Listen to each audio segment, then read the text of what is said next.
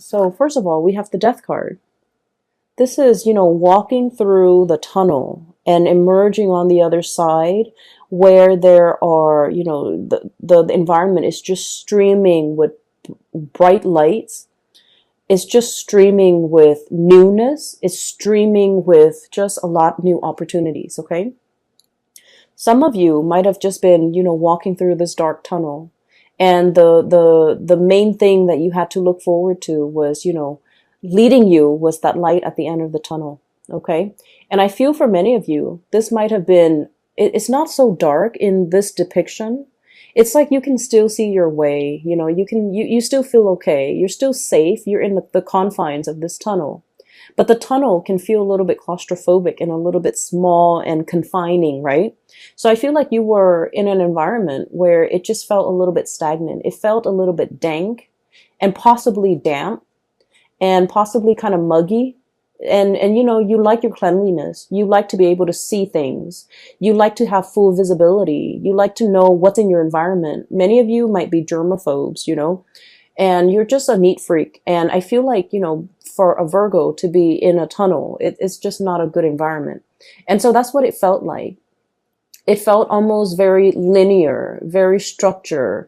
You can only walk straight ahead or backwards. There wasn't enough room for experimentation. There wasn't enough room for, taking a detour. So the view, the sight, the day-to-day routine was not overly inspiring. And you knew there's light at the end of the tunnel. You knew this is going to come to an end. And you knew this confining space that you've been in is going to open up, and it's going to open up in a very tremendously amazing way, because there's, a lot more light, visibility, freedom, and just room and space at the end of this tunnel. And you've been waiting for it, and it's finally emerging for you. Okay. And so this is a lot about, the change in the environment. Okay. And then with the change in the vessel, what I have here is the two cards that perfectly depicts this, that image that I saw earlier. We have here the Five of Cups. This is a situation where, the traditional Rider-Waite deck, the Five of Cups is missed opportunities, regrets, things that we should have done. But we, for whatever reason, allowed time to pass us. Things that we should have said. Things that we should have invested our time in, things that we should have paid careful attention to. For whatever reason, it slipped under the radar. We say we're going to get to it. We never did.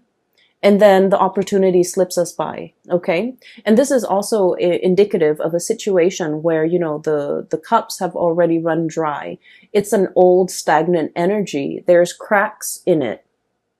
And it's also a situation where, there's a lot of burden. Okay. So the four saucers, the four teacups are kind of like stacked on top of this thing. And this thing is fractured.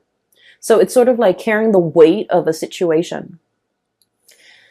Virgo people are really big when it comes to responsibility and helping others, wanting to be of service to others.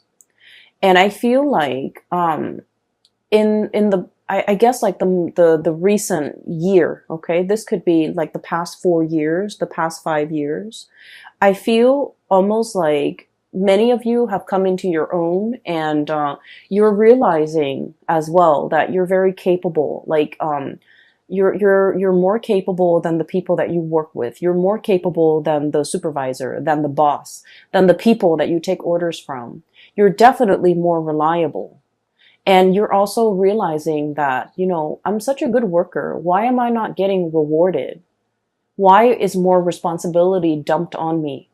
I should be cherished for my ability to be responsible and get things done and to carry my weight. Why is it that when I do more, I'm given more work, more tasks, more responsibilities? Why aren't other people held accountable for the things that they do? Why am I carrying the burden? Why am I, the workhorse? Why am I carrying the weight of this situation, this environment? And, in the past, okay, and especially for some of you who are young, And from young, I mean, you know, just like you're starting to come into your own, you're starting to learn about yourself. And, you know, age is all relative. So I feel like, you know, when people give you responsibility, give you greater responsibility, or give you tasks, it makes you happy because it keeps you busy, right? And then you also feel like, oh, they're noticing me. They're noticing my potential. They're noticing my capabilities. They're noticing how good of a worker I am. That's why they're giving me responsibility. And in a way, it's sort of like, it's flattering. But then over time, you feel like you're working faster than everybody else. And so you're given twice the work.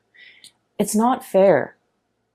And many of you are coming to the realization that this is not, I'm enabling a situation. I need to speak up for myself. I need to not, you know, carry the burden anymore. And people need to stop forcing the responsibilities on me just because I'm capable. If I'm not there, what's going to happen? Who's going to carry the burden?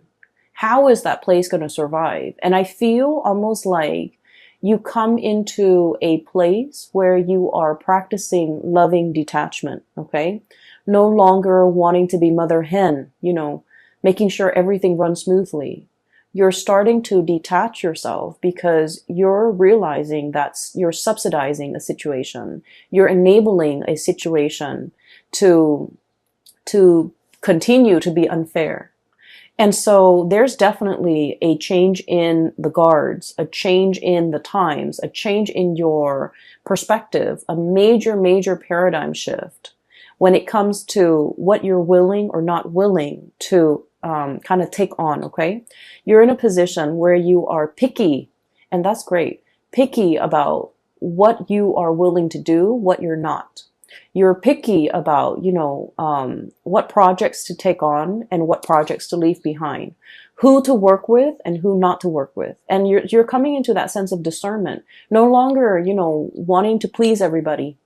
You're in a very good position where you have, you know, good bargaining power and you're able to kind of like dictate the rules of the game, okay?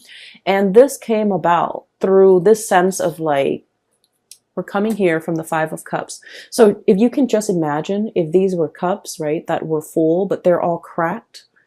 They're all cracked, so they're not able to hold water, to hold their own weight, right?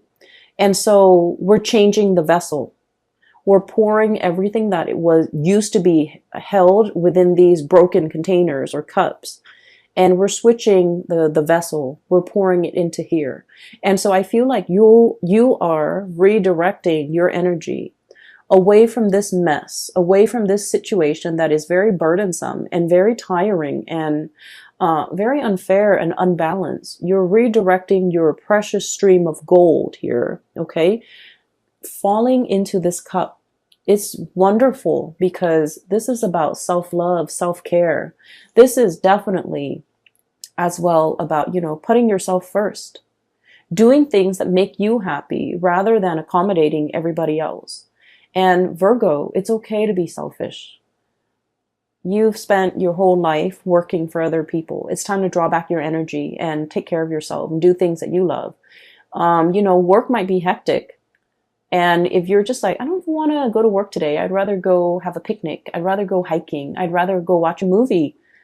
You know, the work is still going to be there when you get back, right? So take that day off. Do that mental health day, or, you know, do whatever it is that you feel like your soul and your body needs, because you deserve it. So I definitely see here a redirecting in your energy, a refilling or a changing of a vessel, a changing in the way that you do things, a changing in the way in which you preserve and conserve your energy for things that really matter, that are important to you. And I feel like many of you are coming into your own, learning to say no, learning to tell people to back off, learning to tell people to, like, I want to say the energy is a little bit like no nonsense, okay? It's almost like the Queen of Swords. It's sort of like, no, you can do it yourself. You know, I can help you, but you can do it yourself as well. So I feel like you're giving people a piece of their mind because you were in a situation where it wasn't fair, okay? So there is a second message. I'm going to get to it really, really fast. And the second message is very cute. I really like it. Okay, so the second message is I see this little boy. Okay, he's got like a pet cat or something next to him, and he's just kind of skipping with his cat. He looks like he's about 5 or 6, so a very young boy. It's very cartoony. So there, he's just running, skipping on a dirt road. The cat is, by his legs, and he starts to hear like a dog whimpering or crying. So he walks towards, he tries to find like the source of where the noise is coming from, a crying dog.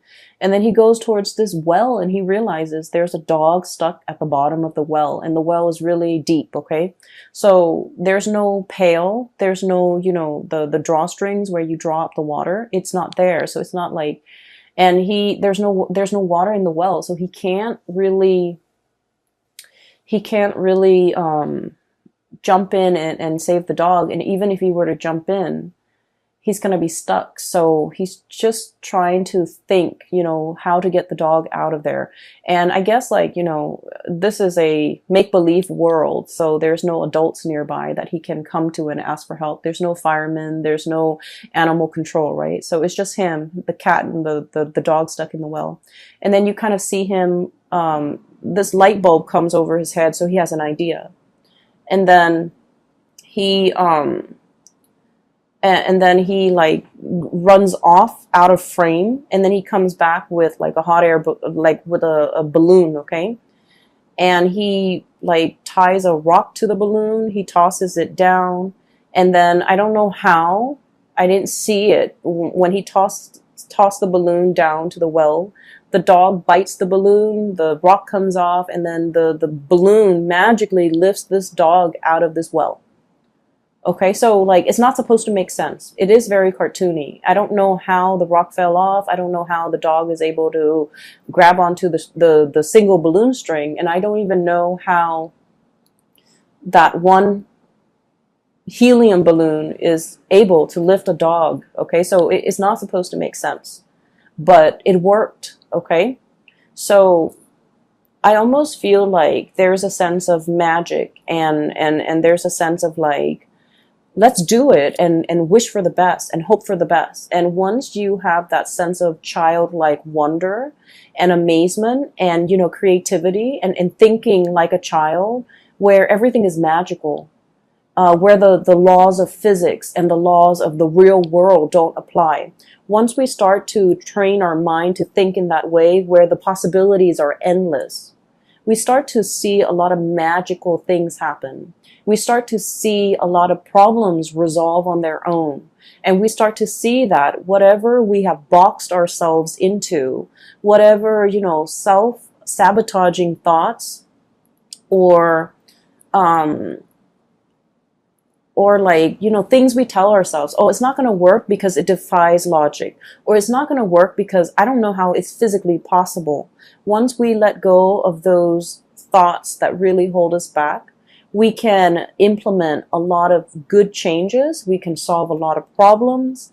And I feel like we can, make great strides because we're letting go of the self-limiting belief. Okay, so this is a month where I feel like the universe is really urging you to kind of like shut down that adult brain. Okay, stop thinking about like the negatives. Stop dwelling on the negatives. Stop dwelling on the problems and think a little bit more outside the box.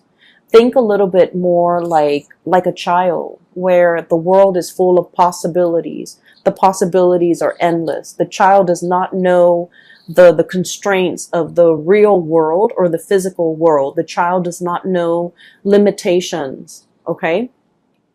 And so once you start to do that, you're going to realize that, dreams can happen overnight. You're going to realize that, you will be able to make magic happen by letting go of those self-limiting beliefs, okay? And the card to me that really indicates this, and the two cards that jumped out when this imagery came out was this. Well, I guess 3. Okay, so this is very Egyptian. Okay, so this is the moon, and the moon is about psychic abilities, intuition. It's also a state where I feel like for many of you, the moon deals with emotions and the fluctuations of the emotions, right? So I feel like for many of you, you have mastered the emotion, okay? Not letting people guilt trip you, for example, okay? Understanding that when they're guilt tripping you, they're trying to make you, coerce you in a very manipulative way to do something that you might not want to do, okay? Not letting people sway you with their emotion either, okay? Some people are that you have been dealing with, I feel like they make bad decisions and then they come and cry to you about it. And I feel really unfortunate. I feel bad for those people. But I feel like you're starting to kind of like, this is like the crown chakra, detaching ourselves from this a messy emotional space, okay? This is not to say like don't feel things. This is not to say being so disconnected that we're not sympathetic. This is more to say learning to compartmentalize, learning to leave, to check your emotions at the door, learning not to let your emotional state cloud your judgment, learning not to let your emotional reaction to a certain person kind of like bias the way in which you interact with them. Does that make sense? So I feel like this is a mastery over the emotion. And I'm getting somewhere with this because I feel like, this is a card that is very Egyptian in its symbolism, okay? So we have here a god, okay? Possibly the god of the moon, god of intuition, god of secrecy. And I feel like the way this card came out, it's very powerful. It's basically somebody who knows how to work with the elements. It's somebody who knows and understands human nature. And it's somebody who knows how to, like, harness the energy of the tides, harness the energy when it comes to like divine timing in order to make dreams happen. For many of you, I definitely feel like you have some spiritual guidance helping you behind the scenes to push things for you. And I feel like this message is coming in to tell you that, if you find yourself at the bottom of that dry well, there's going to be, somebody coming in, tossing you a balloon to lift you up. Okay. So for those of you who have been, if you have been dealing with depression, if you have been dealing with a situation where you're just like, when is it going to end? Okay. If you find yourself in a dank, dark place and you're just like, I need a helping hand, it's going to come into the picture to rescue you. Okay. So I do see a change in environment, a change in the vessel, and the time is coming. Okay. So we have a really powerful card here that indicates that. And what else is coming through is, this is the limitations, okay? This is the Four of Wands in the traditional Rider-Waite deck. It's celebration, family, happy home. But in this deck, it is about restrictions. Restrictions that don't really have any bearing in the real world, okay? Restrictions that we impose upon ourselves. It's a situation where somebody hastily slapped something together and called it a day. And then the person that comes in after them are just like, oh, this is the way it's been done in the past, so let's do it in the future. And they didn't take the time to realize that this was very sloppily slapped together. It doesn't really hold weight. It doesn't really doesn't serve as awning or coverage for anybody from the elements, right? It was just not done very well, and yet they're just like, oh, that's the way it was done in the past, so that's the way we're doing it now. Not questioning what came before, not questioning what needs to change, taking and accepting the status quo. And the four energies deal with stability. It's like the four legs of a table. If the four legs of the table are of equal length, the table doesn't wobble, right?